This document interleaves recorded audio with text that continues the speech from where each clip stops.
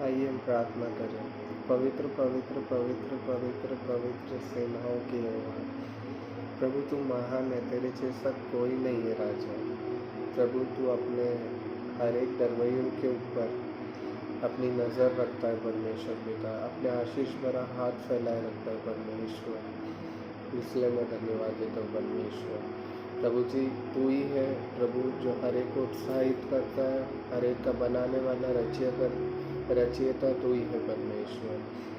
परमेश्वर हर एक को ताकत दे, खासकर उन कोरोना वॉरियर्स को जो प्रभु राजा दिन रात आपके काम को कर रहे परमेश्वर, जो दुख ग्रसित हुए उनके लिए मैं प्रार्थना करता हूँ। उनको तो इसी वक्त चंगाई दे, इसी वक्त वो अपने बिस्तर को छोड़कर उठ जाए यीशु के नाम से, और ये महामारी को ख़त्म कर दे परमेश्वर राजा।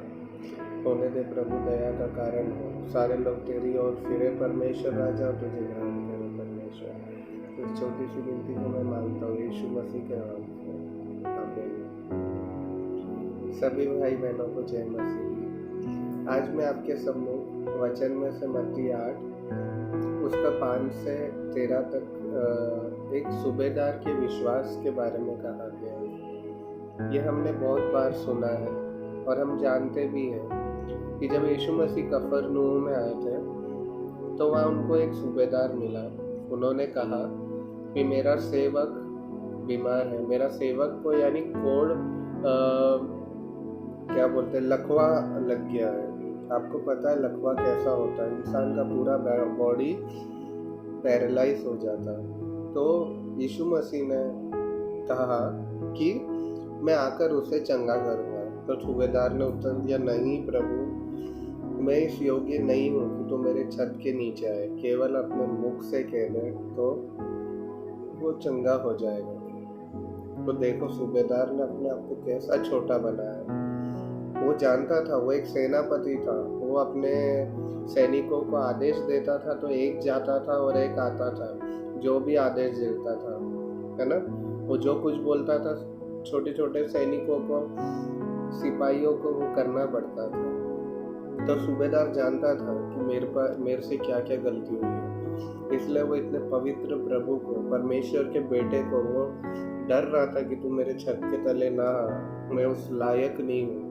तो क्या आज हम मनुष्य ऐसे हैं? हम क्या दिल से बोल रहे हैं प्रभु को कि प्रभु हम इस लायक नहीं हैं, हमारे देह से कुछ ना कुछ गलत आपके विरुद्ध जो भी पाप हुआ है प्रभु, हम आज भी परफेक्ट नहीं हैं। हमारे अंदर कोई ना कोई हर एक कमियां हैं। क्या हम उस सूबेदार की तरह बोल रहे हैं? क्या मुंह से परमेश्वर के सामने अपने गुनाह का तौबा कर रहे हैं? क्या हम पश्चाताप कर रहे हैं? क्या तो आगे ये होता है उसके मत्ती 8 के 10 में, यह सुनकर यीशु को अचंभा हुआ और जो उसके पीछे आ रहे थे उनसे कहा, मैं तुमसे सच सच कहता हूँ, मैंने इस्राएल में भी ऐसा विश्वास नहीं पाया। मतलब यीशु मसीह भी आश्चर्यचकित हो गए कि वो पूरे इस्राएल में घूम चुके थे, उन्होंने कहा मैंने ऐसा विश्वास कहीं नहीं पाया।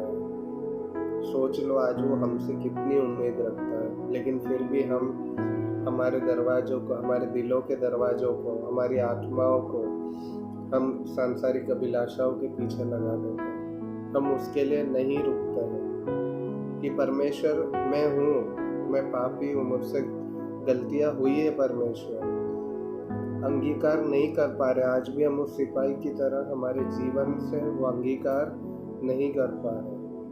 आगे देखो प्रभु क्या कहते हैं, और मैं तुमसे कहता हूँ कि पूर्व और पश्चिम से बहुत से लोग आकर अब्राहम और इसहाक और याकूब के साथ स्वर्ग के राज्य में बैठेंगे। किसे कह रहा है परमेश्वर? अन्य जातियों को, अनेक अनेक लोगों को, कि दुनिया के कोने कोने से सब लोग आएंगे। और किनके साथ? पूर्व और पश्चिम से बहुत लोग आकर अब्राहम, इसहाक और याकूब के साथ स्वर्ग के राज्य में बैठेंगे। तो फिर हमारा क्या होगा? जो लोगों को उसने प्रतिज्ञा दी है, वचन दिया है, हमें वचन खाने के लिए दिया है, हमें वचन पढ़ने के लिए दिया है, हम क्या कर रहे हैं आज? परंतु राज्य के संतान बाहर अंधकार में डाल दिए जाएंगे, जहाँ रोना और दांतों का पीसना होगा।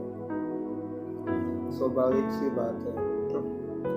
हम आज भी वो पापमय शरीर, पापमय एडल्ट्री, गंदी चीजें हम आज भी लेके चल रहे हैं। तो परमेश्वर का प्रकोप हम पर है।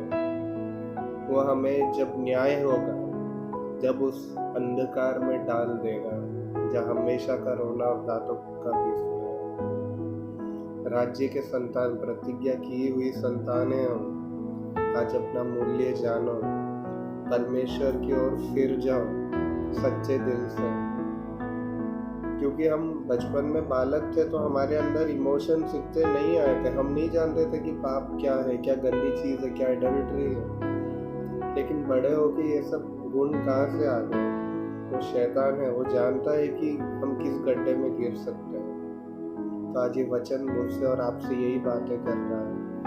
जैसे उस सिपाही ने अंगीकार किया, ग्रहण किया कि प्रभु, क्या बोला था उसने?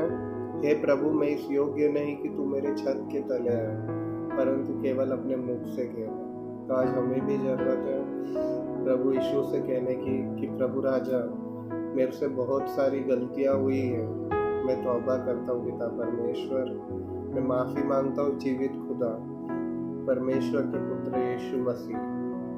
होली स्पिरिट हमें गाइड करे, हमें उस रास्ते में ले जाए, और जब जाके हमें वो उद्धार मिलेगा, उस सैल्वेशन को हम पा लेंगे। अगर हम उस रास्ते में नहीं है, तो न्याय के समय में हमारा और सबका क्या होगा, मेरा भी क्या होगा, पता नहीं। लेकिन हमें उस मार्ग में चलना है। आगे क्या लिखा था? यीशु ने सूबेदार से कहा, जा, जैसा तेरा विश्वास है वैसा तेरे लिए हो। वाह, कितना अद्भुत बात है। तेरा विश्वास जैसा है वैसा तेरे लिए हो जाए, और उसी वक्त उसका सेवक चंगा हो गया। तो आज अगर अपन तौबा कर रहे हैं, अंगीकार कर रहे हैं, यीशु को अपने दिल में बिठा रहे हैं, तो यीशु मसीह क्यों नहीं बोलेगा कि जा बेटे, तेरे विश्वास के अनुसार तेरे लिए हो गया। कहा गया वचन में कि पहले मेरे धर्म और राज्य की खोज करो, तो सारी भली वस्तुएं तुम्हारे पीछे आ जाएगी। क्यों इंसान ये संसार के पीछे पड़ा हो? उस आत्मिक शांति को क्यों नहीं पाना चाहता आज? इसलिए आज भी अनुग्रह का समय है। परमेश्वर हमें पुकार रहा है, यीशु मसीह हमें पुकार रहे हैं दिल से कि मेरे बच्चे मेरे पास लौट आओ। इससे जीवित उदाहरण और क्या हो सकता है? हम चुने हुए लोग हैं, हमें आज जानना है, हमें उस नींद से उठना है, और आज ही परमेश्वर पिता यीशु मसीह पवित्र आत्मा को ग्रहण करना है। यस, उसे हमें पा लेना है, क्योंकि उसी में आज़ादी है। यस, उसी में आज़ादी है। तुम सत्य को जानोगे और सत्य तुम्हें आज़ाद करेगा। यस, यीशु मसीह वो जीवित नाम है, जीवित खुदा है।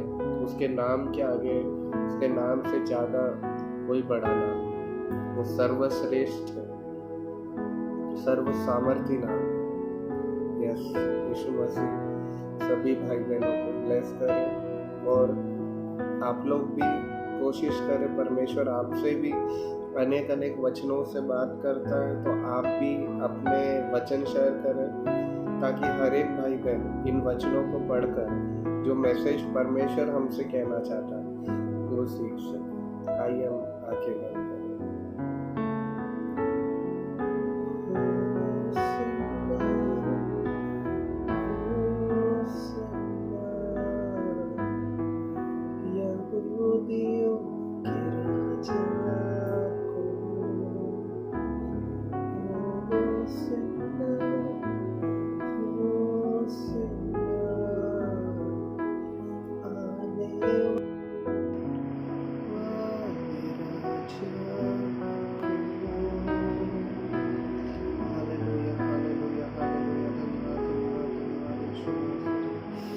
परमेश्वर पिता, इस सुंदर समय के लिए प्रभु धन्यवाद मानता हूँ। परमेश्वर पिता कि तूने हम सबको संभाले रखा। परमेश्वर हमें एक नया जीवन दिए, एक नई सांस दी, एक नई जीवन का सांस प्रभु आपने हमें दिया कि हम एक नया दिन देखने पाए। परमेश्वर प्रभु राजा, मैं खासकर उन कोरोना वॉरियर्स के लिए प्रार्थना करता हूँ, नर्स, डॉक्टर, पुलिस और हर एक जन प्रभु जी जो उस कार्य में लगे हुए परमेश्वर, अपनी आत्मा उनके ऊपर उंडेल दे परमेश्वर, उनके साथ रहे कि वो प्रभु हर एक काम को साहस के साथ और प्रभु अच्छे से करने वाले हो सके। हर एक उन पेशेंट्स के साथ हुई है परमेश्वर जो उस कोरोना से ग्रसित है परमेश्वर, वो भले चंगे हो जाए परमेश्वर, रिकवर हो जाए यीशु के नाम से। हालेलुया प्रभु, तेरे नाम में आज़ादी है परमेश्वर राजा, जो तेरे नाम से मांगा जाता है कभी भी वो अधूरा नहीं होता है परमेश्वर। तू जीवित खुदा परमेश्वर, तू जिंदा खुदा परमेश्वर।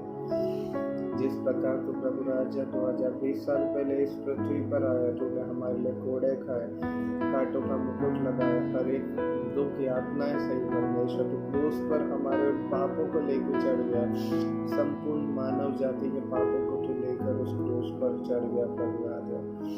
तूने अनेक दुख तकलीफें उठाई परमेश्वर राजा, और प्रभु राजा उसके बाद तू तीसरे दिन जी उठा परमेश्वर, अपने लोगों को तू दिखाई दिया परमेश्वर, तूने आश्चर्य कर्म किया। और आज भी परमेश्वर यीशु मसीह के नाम से अंधे देखते हैं, लंगड़े चलते हैं, मुर्दे जिलाए जाते हैं।